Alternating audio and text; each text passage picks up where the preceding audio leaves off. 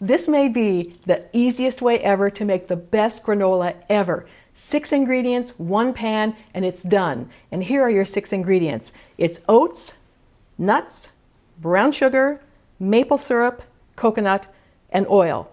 That's all you need, and let me show you how simple this is. We're going to basically dump everything together. You could dump it into a big bowl like this, and then you'd stir it up like that, and then you put it into the pan. If you don't want to wash the bowl, you can do it right in the pan. This is the best part. Everything goes in here. Now, before I actually put it all on here, let me just tell you about the oats. I'm using regular oats. Now, you can use Quaker oats like this, not the quick cooking, but regular oats. But I like to use thick oats, and I find these at Whole Foods, and they're just thicker and they give it a little bit more crunch. So you can use thick oats like this if you can find them, or regular oats. Now, on the nuts, I have 3 different nuts in here. They're almonds, walnuts, and pecans add so much flavor to the granola, but whatever the combination of nuts or even just one, that's about 1 cup of nuts. Now the brown sugar, it's a third of a cup of brown sugar. This is regular light brown sugar. This is real maple syrup, not pancake syrup, but real maple syrup. Coconut is sweetened flaked coconut. And the oil, now I'm using extra light olive oil. You can use any kind of oil you want. You can use canola, coconut oil, any vegetable oil you want, but I'm using extra light olive oil. Now, we're going to mix everything up in the pan. This is the best part. So you basically dump it all in here. There's 4 cups of oats.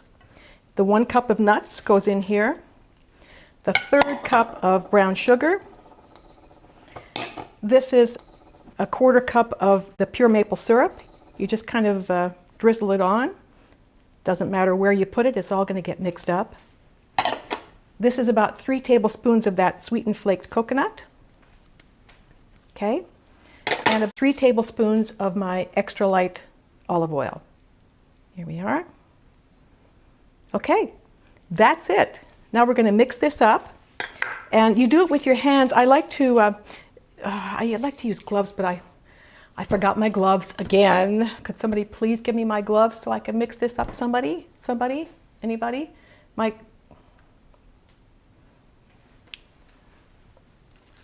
Thank you. Anyway, it's a messy job, so gloves do make it easier, but you have to just do it by hand and wash your hands. Okay, so you just mix. It's messy, which is why the gloves work on this, and you have to really kind of smush it together and get everything combined. Okay, all right, so you just pat it all down like that, and now it's going to go into your preheated 325-degree oven for 30 to 35 minutes, but we're going to start checking it at 20 minutes because we need to stir it. So you set your timer for 20 minutes, and then we're going to stir it and put it back in and keep checking it every 5 minutes after that.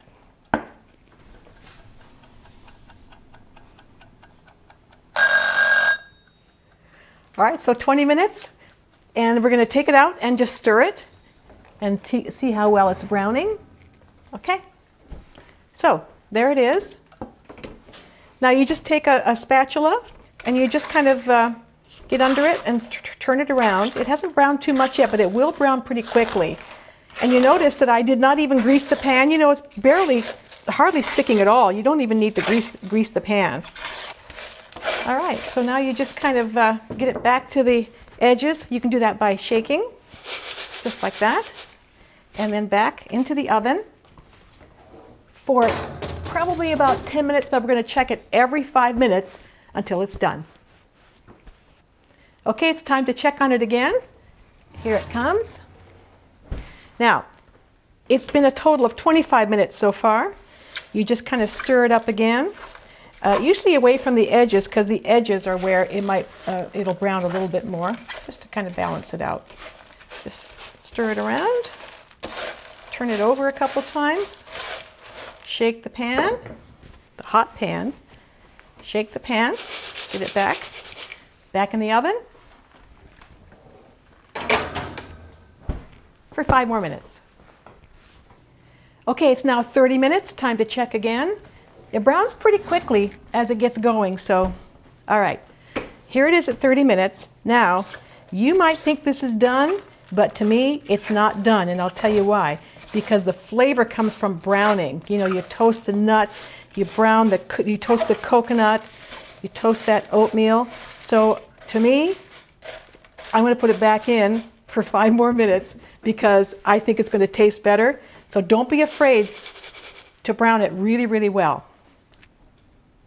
Okay, it looks like it's done. You got to keep checking it. So here it is. Look at this. This may look dark to you, but this is where the flavor comes from. It's absolutely perfect. So you let it cool right here on the pan. Once it's cool, you can add some raisins or dried fruit, whatever you like. And that's it. Look how easy. I told you this was easy. I mean, the only thing easier than this would have been me back in the 80s. I'm just kidding. Why? What have you heard?